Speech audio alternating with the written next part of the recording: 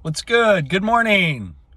It's Saturday, laundry day, so I'm just chilling, killing time, and I figured I would make this video.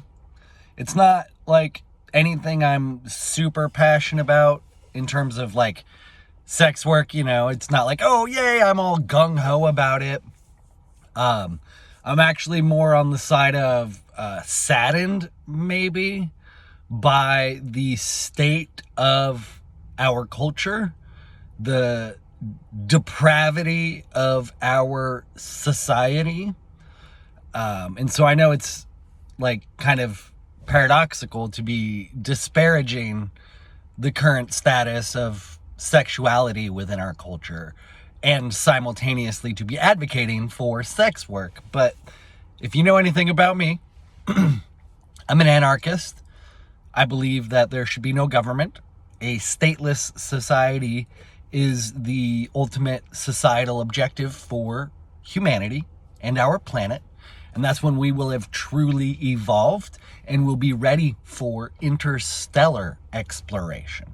Until we can get shit figured out here at home, it's kind of pointless to try and go to Mars, in my opinion. However, I just want to tell this story, I guess. What prompted this video was Aurora Avenue in Seattle, or just north of Seattle, if like technically, Shoreline, Northgate, Everett area. If you're a local, you kind of know what I'm talking about when I say Aurora Avenue in this context. If you're not a local, let me enlighten you. In Washington State, Aurora Avenue, Highway 99, all kind of the same, depends on where you are and everything, but it is extremely common to see lady walkers or night walkers, ladies of the night. They're called, like, I think street walkers. That's what I was looking for, street walkers. Women who are literally, and you see it in other places as well, but it's really wild here in the Pacific Northwest, because I swear to God, this is a true story. The Planet Fitness that I go to is on Aurora Avenue, and it was fucking snowing out. Like a few months ago, it was snowing out, and there were broads literally out with like an umbrella, wearing lingerie, very, very, very skimpy lingerie, and heels, just walking up and down 99.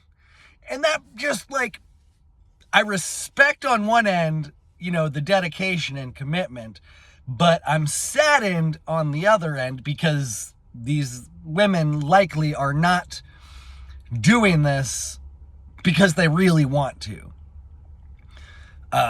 Likely a combination of addiction and pimping, a modern day form of slavery. A combination of those things have likely led these women to a point in life where they feel that's their only way to get by. And while I do think it should be legal because it's their body, they should have a choice what to do with it. I believe us as a society should be striving to build a world that offers ways out of such a lifestyle, or that even prevents people from falling into such a lifestyle. Because it's not like just one day you wake up and it happens. I mean, it can if someone gets manipulated, like a pimp manipulates a young girl. It's a very, very common tale. It's very unfortunate. Or a madam, because, pimps are men and madams are women. But I talk often, or somewhat often, about how slavery is still alive and well in our world today. We may have ended chattel slavery of black people in America, but there are still black people in Africa that are slaves. There are still women of all ethnicities across all countries who are slaves. And so I don't support that, obviously. I just support, and I don't even want to try to make a moral case for like the sex worker or the John who solicits their services, because it's really gray. It's very gray. I could see a world where two people engage in an exchange of services and monies, and it's all above board, and both parties are happy with the results, and that's that. That is possible, I believe. But, and in the title, there's a big but there, and I'm not talking about the big butts you see on Aurora, but I just don't think that the way it's being done now is making society better. I think it's making it worse, because it's sad. It's sad to see these women just walking the streets, and it's sad that children are exposed to this, because it's in broad daylight on a major road. It is really sad that we're exposing children to this, because I believe that it creates a desensitized and normalized interpretation of a very, very complex and human experience.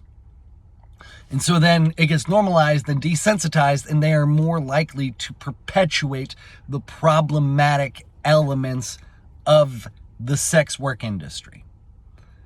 Young boys think that women are just disposable tools, that, money can just buy their time and their affection and whatnot. And that's not true. That's, in my opinion, this is just obviously my opinion. I'm no scholar. I'm no intellectual. I am just a working class dude who wants to see his communities doing better instead of continuing to just go down. No pun intended, but fuck. Anyways, I'll try to wrap up the video. Ultimately, we should enable freedom and encourage people to do what they want with their bodies. But we should also be trying to build a world where people don't feel like that's what they have to do. An addiction is a whole other conversation we can get into, but maybe I'll just quickly touch on it, that I think most addiction is and this is Dr. Gabriel Mate's sort of work. Most addiction is just people covering up for trauma. It's just trauma that they are trying to mask. And the appropriate therapies to address the trauma are not mainstreamed, in my opinion. Unfortunately, the wrong therapies are mainstreamed. Things like SSRIs and methamphetamine-based drugs and all kinds of other, just weird psychiatric medicines, when in reality, we need shamanic medicines. So plant medicines, but then also within the shamanic tradition, it's not just the medicine, but it's the experience, it's the ceremony, it's everything that goes on supplemental with the medicine. Shamans themselves play a very important and necessary role in cultivating the healing environment. And I think these plant medicines have shown tremendous potential in helping to uncover and address trauma within our bodies, within our minds, and within our souls. But unfortunately, they're highly, highly, highly regulated. So much for this capitalist society we live in, when a shamanic bro can't even go out and hold mushroom ceremonies for the people in his community that he loves and who are struggling. Free of charge, nonetheless, which I think in most cases is the right way to do it. I think a lot of these healing modalities, maybe up front, this is my own personal sort of goal. I want to have some land, and I want to build a few tiny houses and do some healing work with others when I get there, because I need to finish my own healing journey. I'm still not there, but I'm getting there, and I believe that. But I want to then be able to offer these services up front for free. and I want to help people through their own darknesses. And when they have come out of their darknesses and they have refound who they are, who they were meant to be, who they want to work to become, they will pay it back somehow, some way, same shape or form. I am a capitalist. I do believe people should be allowed to profit, but I don't believe that should be the only and is the only motivation for people to engage in community activities. Mutual aid is actually a cornerstone of anarchism, of capitalism. Mutual aid, sort of the ability for members of their community to help one another. And so it's help, it's not exchange, or the exchange is not an economic upfront sort of thing. If I help someone and then down the road they want to throw me a few $1,000s, cool, because they know I'm going to continue to help other people. The value of healing help is very subjective and arbitrary at the beginning. Not everybody's going to respond well to all healing modalities. That's why we have so many different styles and types of healing, because there are different tools for different jobs. A bit of a trades reference, but it works. So like MDMA might work for some people, ketamine might work for others, ayahuasca might be what one person needs, ibogaine might be what another person needs. What is it? San Pedro, I think, it's a family of ayahuasca or related somehow. That might be what some person needs. It depends. But what ultimately we should have is a society where these drugs and these healing ceremonies are not stigmatized, but in fact encouraged. And in that world, I wonder what sex work would look like. I think it would look dramatically different. I think society would look dramatically different. But we don't live in a capitalist country. We don't live in a free market. We don't live in a free world. It's quite oppressive, which has created a large amount of the chaos that you see in your communities. And if you don't see chaos in your communities, you probably have a significant amount of wealth privilege, class privilege, that clouds your interpretation of reality. Step outside of your gated community, go walk down the lesser fortunate streets, and then analyze how things are going. This is a long video. I didn't intend for it to go there, but I like how it went. Thank you very much for listening. Please like, comment, share, subscribe.